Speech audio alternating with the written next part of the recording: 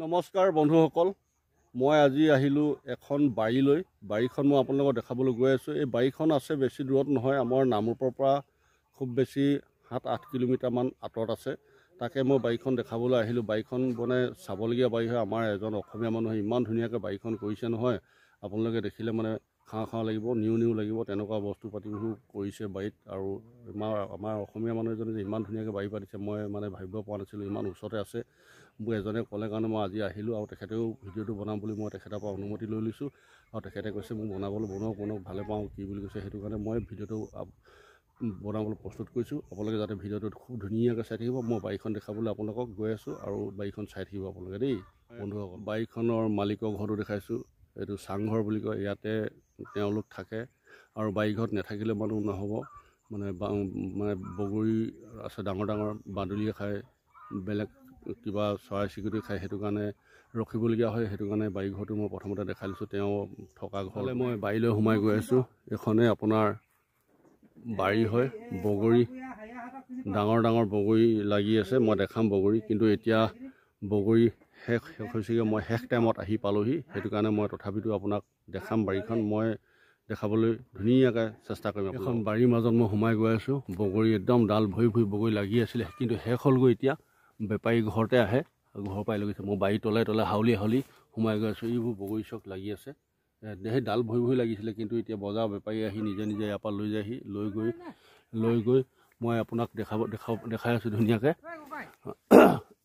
এইফালে এইবোৰ লাগি আছে ধুনীয়াকৈ, এইবোৰ খুব ধুনীয়াকৈ দেখাই আছোঁ। এয়া চক বাৰীয়ে বগৰী, কিমান ধুনীয়া বগৰী। আমাৰ এই ভাইটোৱে দেখাইছে, ছিঙি থৈছিলে বেপাৰী আহিবলৈ কাৰণে। বেপাৰী আহি নি থাকে ইয়াৰ পৰা। মই বগৰীটো দেখাইছোঁ আপোনাক। এইবোৰ চব বগৰী, কিমান ধুনীয়া ডাঙৰ বগৰী। আমাৰ অসমীয়া মানুহে কৈছে, মই খুব গৌৰৱ অনুভৱ কৰিছোঁ, ভাল লাগিছে। আমাৰ অসমীয়া মানুহে যাতে আৰু বেছি এজনক দেখি আৰু 10জনে কৰক, খুব ভাল লাগিব। আমাৰ অসমীয়াখিনি এনেকৈ উন্নতি হ'ব। ঠিক আছে ভাইটি, মই বাৰীখনত অকণ সোমাইছোঁ দেই। এইখনে বাৰীখন হয়। মই বাৰীখনৰ চাৰিওফালে দেখাই দিছোঁ। বাৰীখনৰ বগৰী গছৰ মই মাজতে আছোঁ, মই দেখাইছোঁ। কিন্তু বগৰী এতিয়া শেষ হ'ল, মই শেষ পৰ্যায়ত আহি পালোহি। সেইটো কাৰণে বগৰী খুব দেখুৱাব নোৱাৰিছোঁ। য'ত ত'ত এটা দুটা আছে, এইবিলাক এটা দুটা আছে। এইবিলাক চক, এইবিলাক এটা দুটাকৈ আছে আৰু য'ত ত'ত। আৰু এইবিলাক বাদুলিয়ে খুব খায় বুলি কৈছে। বাদুলিয়ে খুব খায়, আৰু বাদুলিয়ে খোৱা কাৰণে হেৰি হৈ গৈছে। এইফালে আছে দেই, এইখিনি ডাল ভৰি লাগি আছে দেই। এইখিনি চক, এইখিনি দেখিছেনে? ৰ'দৰ ছাঁৰ পৰা নেদেখিব পাৰে, কিন্তু মই পূৰা দেখাইছোঁ আপোনালোকক। কেমেৰাৰ পৰা দেখাইছোঁ আপোনালোকক, খুব ধুনীয়াকৈ দেখাইছোঁ। এইখনে বগৰী বাৰী বুলি কয়, নলনী পথাৰ গাঁও দেই। এইটো বগৰী নলনী পথাৰ গাঁও। আৰু মই বাৰীৰ গৃহস্থৰ পৰা মই দুই এটা কথা মই ল'ম তেখেতৰ পৰা। এতিয়া প্ৰথমতে মই বাৰীখনহে দেখাই লৈছোঁ আপোনালোকক। আপোনালোকে যদি লাগে এই কেইদিনৰ ভিতৰতে আহি পিনি নিবহি পাৰিব। তেখেতৰ নাম, এড্ৰেছ, ফুল এড্ৰেছ ল'ম মই, লৈ পিনি আপোনালোকক ভিডিঅ'টোত মই এৰি দিম আপোনালোকক ধুনীয়াকৈ। ঠিক আছে বন্ধুসকল, এইটো দেখাই দিছোঁ বগৰী চক, কিমান ধুনীয়াকৈ লাগি আছে। আপোনালোকে যাতে পাৰিলে কৰিব, উন্নত হ'ব আমাৰ অসমীয়াখিনি। অনা অসমীয়াই বিহাৰী বঙালীবিলাকে এইবিলাক কৰি অসমত টকা পইচা লুট ধন সম্পত্তি কৰিছে। আমাৰ অসমীয়াখিনিয়ে কৰক। মই অসমীয়াখিনিৰ কাৰণে অনুৰোধ কৰিছোঁ, আপোনালোকে বাৰী কৰক। অকণমান বাৰী থাকিলেও বাৰী কৰি খাই থাকিব বন্ধুসকল। আমাৰ বাৰীৰ মালিক হয় এজনে। দাদা, আপোনাৰ ভাল নামটো কওক। মোৰ নামটো আনন্দ চুতীয়া ন? আপোনালোকৰ এই আপুনি থকা জেগাডোখৰ নাম কি, গাঁওখনৰ নাম কি? এইডোখৰ কয় আপোনাৰ উত্তৰ চুমদা নলনী পথাৰ বুলি কয়। উত্তৰ চুমদা নলনী পথাৰ বুলি কয় ন? আপোনাৰ বাৰীখন পতা কিমান দিনমান হ'ল? এইখন আপোনাৰ 21 চনত পতা। 21 চনত ন? 21 পৰা আজি আপোনাৰ 24-25ত বহি দিছে। হয়। আপোনাৰ এই বগৰীটোৰ পৰা কেনেকুৱা প্ৰডাকশ্যন হৈছে আপোনাৰ? বগৰী ভাল প্ৰডাকশ্যন হৈছে। আপুনি নিজে দিয়েগৈ নে বজাৰত, নে আপুনি বেপাৰীয়ে নিয়ে?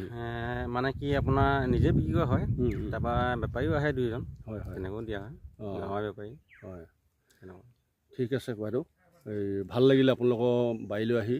আপোনাকো পাই ভাল লাগিলে, যিহেতু আপুনি ঘৰৰ গৃহস্থ। আপোনাৰ পৰা দুটা কথা আমি জানিলোঁ।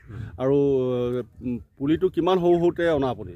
ইমান কিমান সৰু হয় নেকি? আপোনাৰ ধৰি লওক আপোনাৰ এফুট। কিমান দিনৰ ভিতৰত লাগে কয়? 1 বছৰ লাগি যায়। 1 বছৰ লাগি যায়, হয় নেকি? আৰু পুলিটো ৰুওঁতে কিবা সাৰ যাব? কিবা সাৰ যাব মানে আপুনি গোবৰ চোবৰ দিব পাৰিলে ভাল আৰু। হয় নেকি? গোবৰ দিব লাগে। কেঁচু সাৰ নহয়। আৰু বেলেগ একো নালাগে, খালি পাছত ডাঙৰ হৈ যোৱাৰ লগে লগে স্প্ৰে কৰিব লাগে নেকি? স্প্ৰে মানে বিশ্বাস ধৰি কৰিব লাগে। সেইটো কাৰণে ন, সেইটো কৰিবই লাগিব, নহ'লে একোৱেই নহ'ব। আৰু কিবা ক'ব নেকি কয়তো? নাই আৰু কিন্তু কি হয় নেকি? ঠিক আছে, এইজনে আমাৰ ককাইদেউ, মই মানে বিচাৰি ওলালোহি বাৰীখন। এজনে ক'লে এনেকুৱা বাৰী এখন আছে কি বুলি, মই ঠিক আছে মই বাৰীখনলৈ যাওঁ, বগৰীও 2-3 কেজিমান লৈ আহিম ঘৰৰ নাতি পুতিকেইটাৰ কাৰণে বুলি মই ওলাই আহিলোঁ। ককাইদেউ আপোনাক মই বহুত বহুত ধন্যবাদ দিছোঁ। আপুনি যে ইমানখিনি কাম কৰি আছে, ঘৰখন পোহপাল দি আছে, খাই বৈ আছে ধুনীয়াকৈ। আজি 21 চনতে বাৰীখন পাতি আপুনি সফলতা ধুনীয়াকৈ হৈছে। ধন্যবাদ ককাইদেউ, বহুত বহুত ধন্যবাদ দিলোঁ মোৰ চেনেলৰ ফালৰ পৰা। মোৰ চেনেলটোৰ নাম হৈছে জগত নামৰূপ আৰু প্ৰেছত হৈছে আপোনাৰ জগত গগৈ। আপোনালোকে ভিডিঅ'টো চাই পিনি যিমানে পায় শ্বেয়াৰ কৰি দিব, যাতে এই ভিডিঅ'টো সমগ্ৰ অসমবাসী তথা ভাৰতবাসী ৰাইজে ভিডিঅ'টো পায়। আমাৰ অসমীয়া মানুহ এজন যে ইমান কৰ্মৰত কৰি আছে, মই তেখেতক পুনৰবাৰ ধন্যবাদ দি ভিডিঅ'টো থৈছোঁ। ধন্যবাদ। জয় আই অসম।